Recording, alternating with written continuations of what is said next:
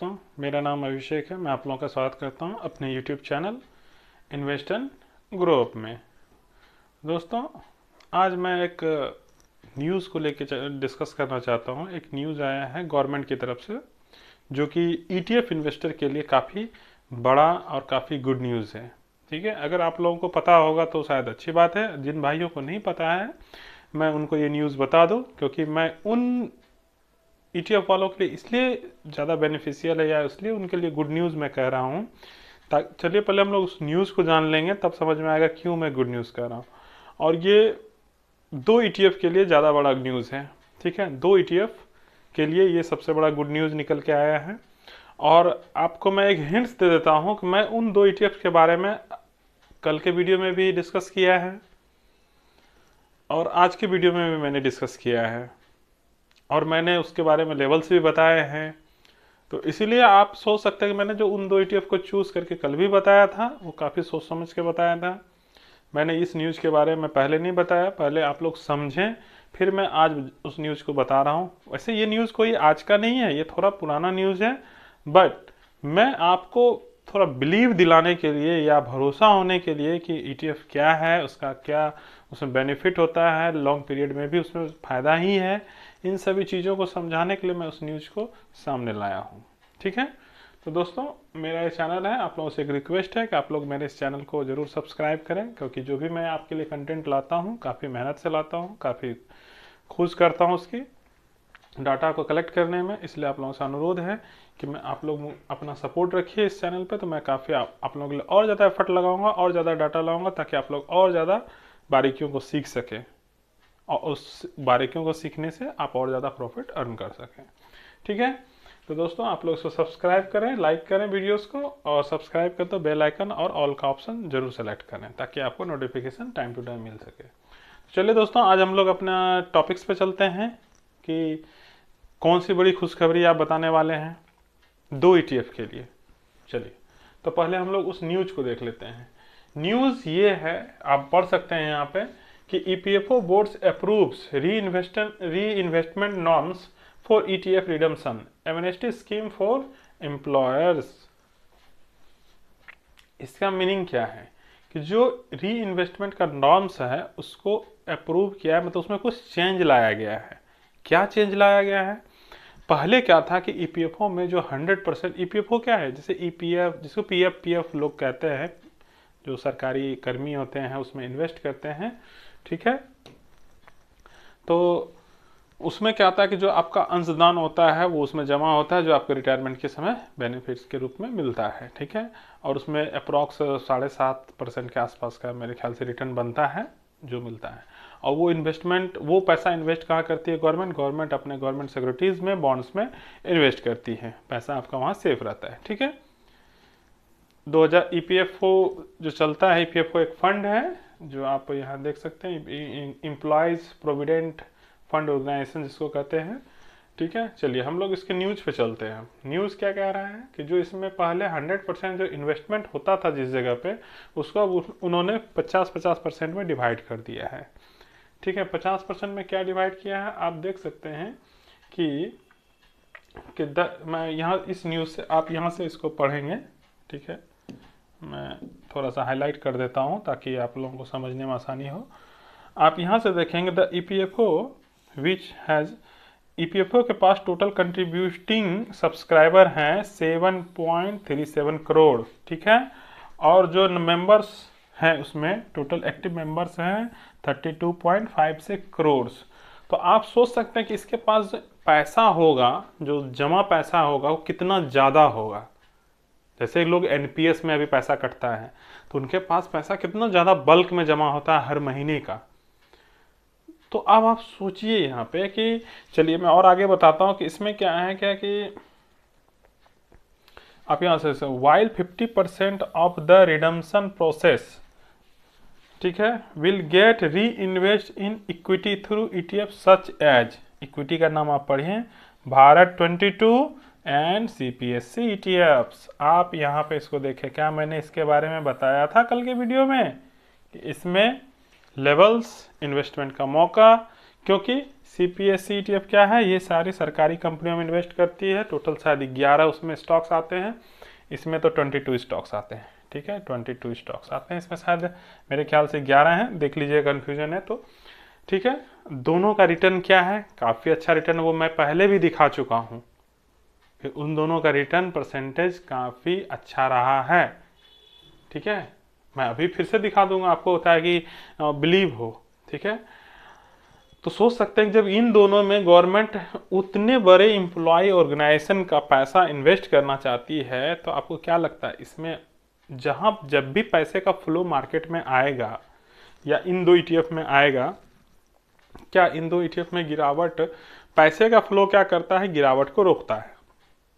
जब हम लोग सेल करते हैं तो गिरावट होती है, बाय करते हैं तो मार्केट ऊपर चलता है, सिंपल सी बात है। तो जब इसमें इन्वेस्टमेंट होगा, कब से होगा, शायद इसमें है 30, यहां देख लीजिए, लॉन्च ऑन 31 दिसंबर, 1 जनवरी से स्टार्ट हो जाएगा। ये नया जो सिस्टम है, इसमें क्या है कि इसमें शायद ATM कार्ड भी वगैरह का प्रावधान किया गया है, जो आप इन्वेस्ट, जो पैसा आपको डायरेक्ट, इसमें क्या था पहले निकासी नहीं होती थी इस तरह से, अब ATM के माध्यम से भी निकासी होगी। वो ATM की सुविधा नेक्स्ट ईयर मिड ईयर से स्टार्ट किया जाएगा। बट ये जो इन्वेस्टमेंट का प्रोसेस है, ये मेरे ख्याल से 31 दिसंबर को लॉन्च किया जाएगा, और जो है ये CPPS पेंशन सिस्टम ये लॉन्च होगा, उसी के साथ ये भी कहानी शुरू हो जाएगी उसके साथ। ठीक है, तो अब आप हमें ये बताइए, क्या आपको क्या लग रहा है, क्या कि अगर उसमें पैसे का फ्लो बढ़ेगा तो क्या उसमें गिरावट आएगी? मेरे बात पे नहीं चलना है, मैं सिर्फ आपको एक व्यू दे रहा हूं, ये नहीं कि सर बता दिए हम तो डाल दिए फिर गिर गया, ये क्या हो गया, ऐसा नहीं करना है। आप इस न्यूज़ को आप खुद से भी रीड कीजिए, समझिए क्या कह रहा है। मैं आपको इसका भाव बता दिया, आपको फ्यूचर प्रोस्पेक्ट्स में बता सकता हूं, बाकी ये नहीं कि 100% ऐसा ही होना चाहिए। ये पहले आप अपने से देखिए, अपने से भी आपको मैं कहता हूं कि आप अपने से भी रिसर्च कीजिए। ठीक है, किसी के बातों पे नहीं चलना है, मैं रहूं या कोई रहे। ठीक है, तो आप देख लिए कि अगर फ्लो आएगा तो गिरावट ऑटोमेटिक है कि नहीं होती है, ठीक है, या कम होती है, ज़्यादा गिरावट नहीं आएगी।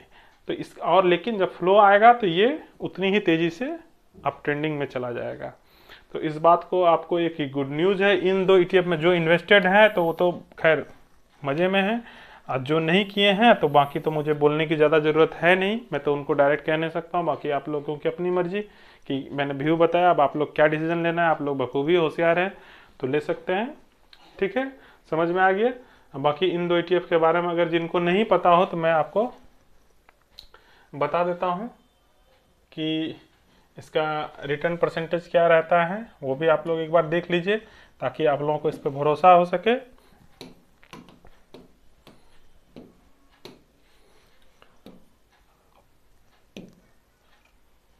चलिए हम लोग क्या करते हैं, B22, अगर हम लोग यहाँ पे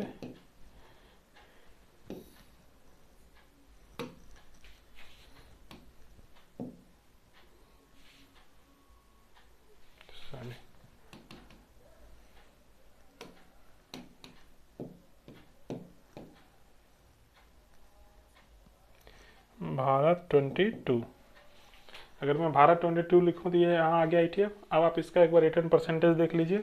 ठीक है, अगर मैं इसका देखूंगा 52 वीक का है, क्या है 124 का 52 वीक का है, लेकिन ये चल रहा है क्या 114 पे, यानी कि लगभग 10 रुपये का ऊपर से डिस्काउंट है। मतलब कि अप्रॉक्स अगर मैं मानूँ तो इसमें 10% के आसपास का गिरावट है टॉप से। तो अगर मैं ईयर टिल डेट का रिटर्न देखूं 24% और 1 ईयर का रिटर्न 31%, काफ़ी मैसिव रिटर्न है। और 10% की ऑलरेडी इसमें गिरावट हो चुकी है, यानी कि इसका रिटर्न परसेंटेज क्या है, 1 साल का। 1 साल का अगर मैं इसको कैलकुलेट करूंगा तो इसका 1 साल का लगभग रिटर्न परसेंटेज 40% से एभव है।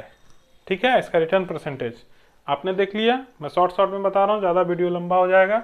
चलिए अब हम लोग क्या करते हैं, CPSE। आप लोग कहेंगे बार बार एक ही चीज़ के बारे में बताते रहते हैं, अच्छी चीज़ें हैं तो बार बार दोबारा बोल देने में कोई नुकसान नहीं है भाई, क्योंकि हर कोई नए, मेरे जो सब्सक्राइबर है, मेरे जो व्यूअर हैं वो नए भी जुड़ते हैं डेली, इसलिए मैं रिपीट कर दे रहा हूँ ताकि उन्हें भी जानकारी मिल सके, वो ना छूट पाए अच्छी जानकारी से।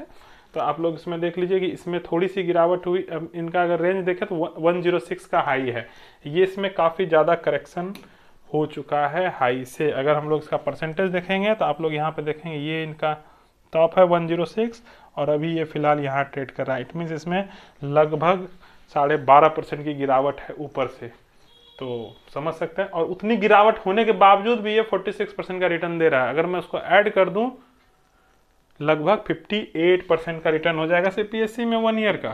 तो आप समझ सकते हैं कि ये क्या क्वालिटी का चीज़ है।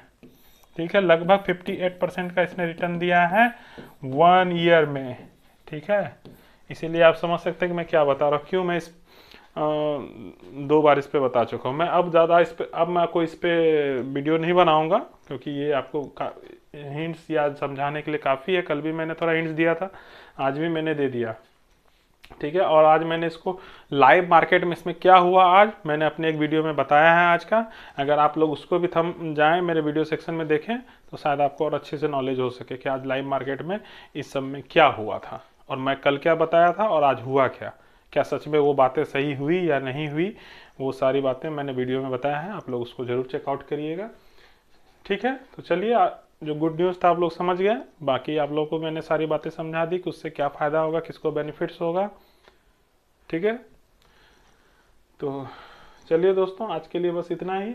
आप लोगों से एक फिर से रिक्वेस्ट करता हूँ कि आप लोग मेरे चैनल्स को सब्सक्राइब करें और सपोर्ट करें। जो भी क्वेरी हो, जिस ETF के बारे में जानना चाहते हैं, जो भी चीज़ें जानना चाहते हैं उसको ज़रूर लिखें। ठीक है, मैं वैसे ETF पे वीडियो बनाता हूँ, लेकिन अगर किसी को म्यूचुअल फंड पसंद आ रहा है तो उसके बारे में भी आप क्वेरी करें तो मैं उसके बारे में भी आपको बता दूंगा। बताने में कोई हर्ज नहीं, जानकारी हर चीज़ की होनी चाहिए, जानकारी लेने में कोई बुराई नहीं है। अगर कोई भाई इन्वेस्ट करना चाहते हैं म्यूचुअल फंड में, बिल्कुल करें। मैंने उसमें दोनों का अंतर क्या है वो मैं पहले भी वीडियो में बता चुका हूँ। अगर उनको किसी चीज़ के बारे में जानकारी चाहिए वो जरूर कमेंट्स में लिखे, मैं उस पर वीडियो बना के उनको बता दूंगा। ठीक है, मैं जानकारी देने के लिए ही यहाँ हूँ और कोई बात नहीं है। लेकिन मैं इसमें करता हूँ और मैं खुद भी इन्वेस्ट करता हूँ, मेरा इन्वेस्टमेंट ETF में रहता है और मैं ETF को ही प्रेफर करता हूँ। बट ये मेरा अपना चॉइस है। बाकी अगर आप लोगों को उस पर कुछ वीडियो चाहिए तो आप लिखिए कमेंट्स में, मैं उस पर भी बताऊँगा। ठीक है, मैं आप लोगों के लिए ही हूँ यहाँ पे, और जो भी आपका क्वेरी मैं बताऊँगा। ठीक है, तो दोस्तों आप लोगों से रिक्वेस्ट करता हूँ फिर से एक बार कि आप लोग मेरे चैनल को सब्सक्राइब करें, वीडियो को लाइक एंड शेयर करें। धन्यवाद।